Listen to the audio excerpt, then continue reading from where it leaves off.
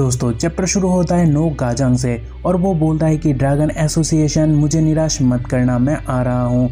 And scene change होने पर हमें देखने मिलता है वो पिछले क्लान की तरह ड्रैगन एसोसिएशन पर भी सारा टेस्ट क्लियर करता है और मास्टर उसे बोलता है तुम पास हो चुके हो। तभी गाजंग पूछता है कि मेरा एक सवाल है और वो फैमिली वेलफेयर के बारे में पूछता है, जहाँ मास्टर भी लाइक हमारे पास वो सब नहीं लेकिन तुम्हारे लिए हो जाएगा। जहाँ तभी गाजंग भी लाइक ये हो गया तो आगे का भी पूछ लेता हूँ। एंड देन वो बोल रहा है कि मुझे एक घर चाहिए रहने के लिए और एक जगह जहाँ मेरे बच्चे पढ़ पाए।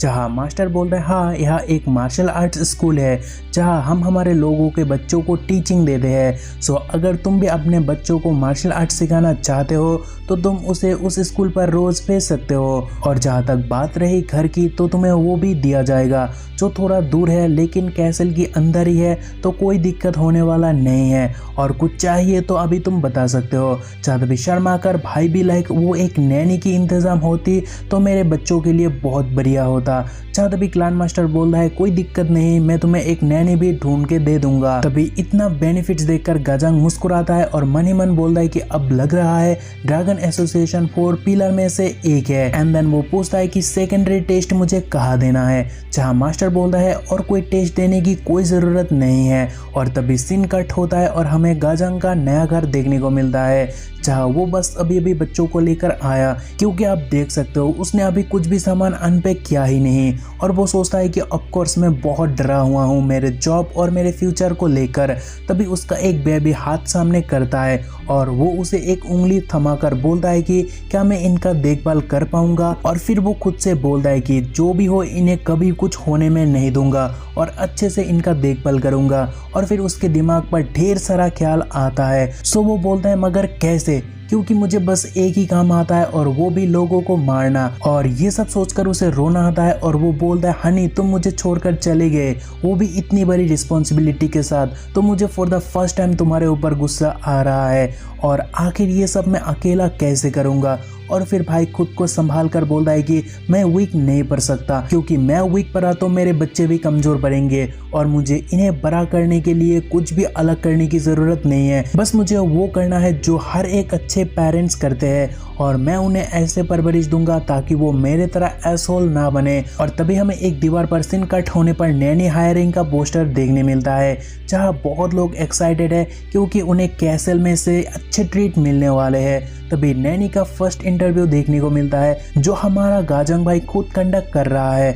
जहाँ फर्स्ट नैनी का इंटरव्यू के लिए एक सेक्सी सा लेडी वो भी अलग ही अंदाज से गाजंग को कन्विंस करने की कोशिश कर रही है। जहाँ गाजंग भी लाइक मुझे नैनी चाहिए, ब्यूटीफुल लेडी नहीं। एंड देन एक फनी मोमेंट देखने को मिलता है क्योंकि एक ओल्ड लेडी आती है इंटरव्यू के लिए एंड उन्हें देखकर गाजंग भी लाइक क्या एक नैनी जो करता है वो आप इस उम्र में कर पाओगे।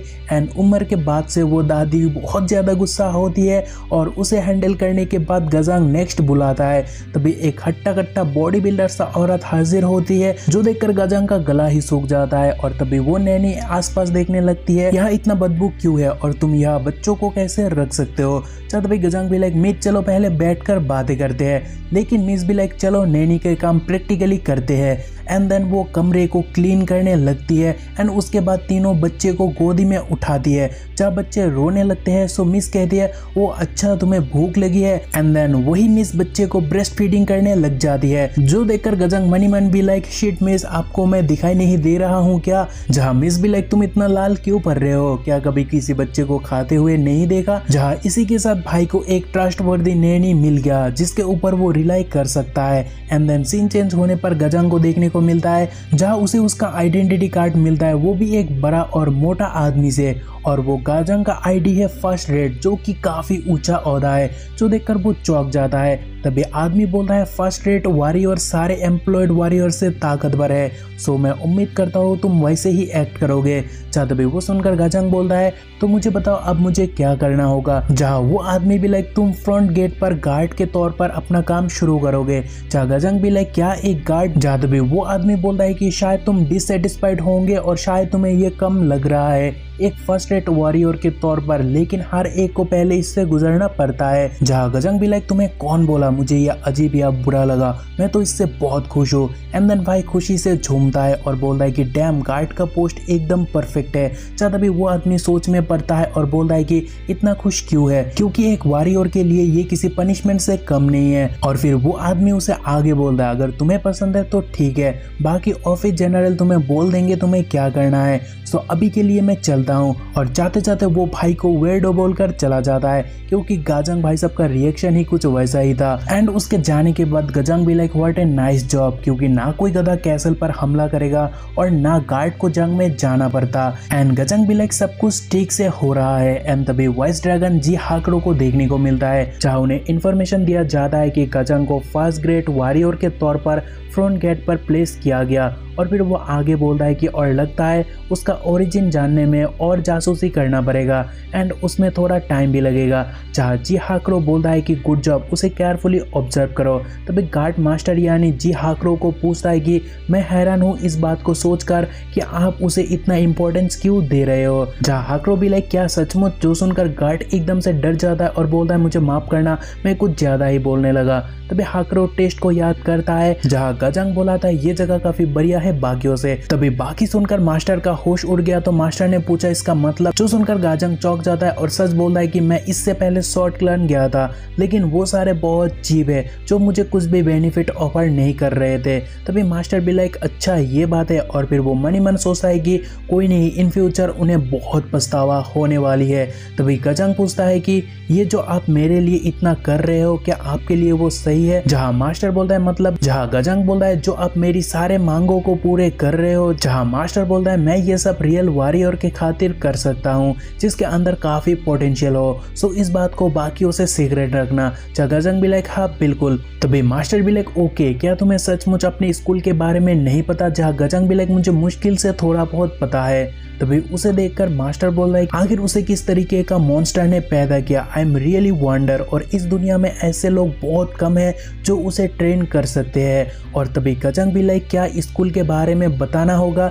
जहाँ जी हाकरो भी लाइक नहीं, मैंने तो बस वो ऐसे ही पूछ लिया था। तभी गजंग भी लाइक हाँ बिल्कुल, और वॉरियर के लिए मायने नहीं रखता वो किस स्कूल से बिलोंग करता हो वगैरह वगैरह, बस मायने रखता है कि वो ताकतवर है कि नहीं।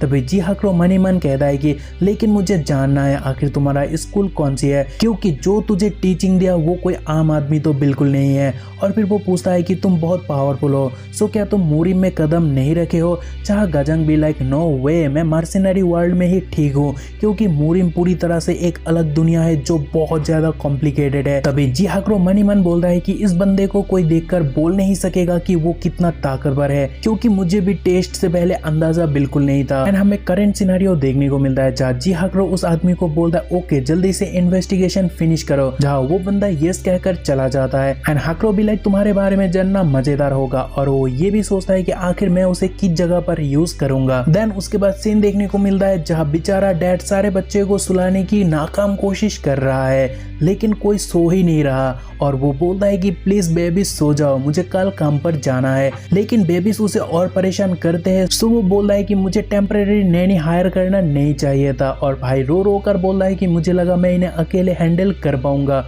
और फिर वो सोचता है कि मुझे नैनी को बताना पड़ेगा कि वो इन्हें दिन में कम सोने दे। तभी सारे बेबीज हंसने लगते हैं, जहाँ गजंग भी लाइक कि इतनी हिम्मत जो अपने बाप पर हंस रहे हो। और फिर कुछ देर बाद वो बोलता है कि क्या ये लोग रात भर जागने वाले हैं एंड दिन में सोने के कारण। और फिर गजंग उन्हें सुलाने की हर कोशिश करता है, और बहुत टाइम बाद सारे बच्चे सो भी जाते हैं, जो देखकर गजंग राहत का सांस लेकर बोलता है कि फर्स्ट ऑब्जेक्ट डन। और फिर भाई बहुत केयरफुली बच्चे को सुलाने जाता है, लेकिन जैसे ही बच्चे को सुलाता है बच्चे का आँख खुल जाता है और वह सन्नाटा सा जाते हैं। लेकिन वो खामोशी बहुत कुछ बता रहा था, मानो कि तूफान की पहले वाला खामोशी था। और तभी बच्चे बहुत जोर जोर से रो पड़ता है, और उस साउंड से बाकी दो भी जाग जाते हैं और जोर जोर से रोने लगते हैं। जहाँ वो देखकर गाजंग भी जोर जोर से रोने लगता है। एंड गाजंग भी लाइक क्या ये सारे मुझे झूठ बनाकर बुली कर रहे हैं। एंड देन भाई देर रात तक बेबीज को ऐसे ही संभालता है और अपने बाहों में ही लेकर सोता है। और सारे बेबीज को सोता हुआ देखकर उसके आंख भर आते हैं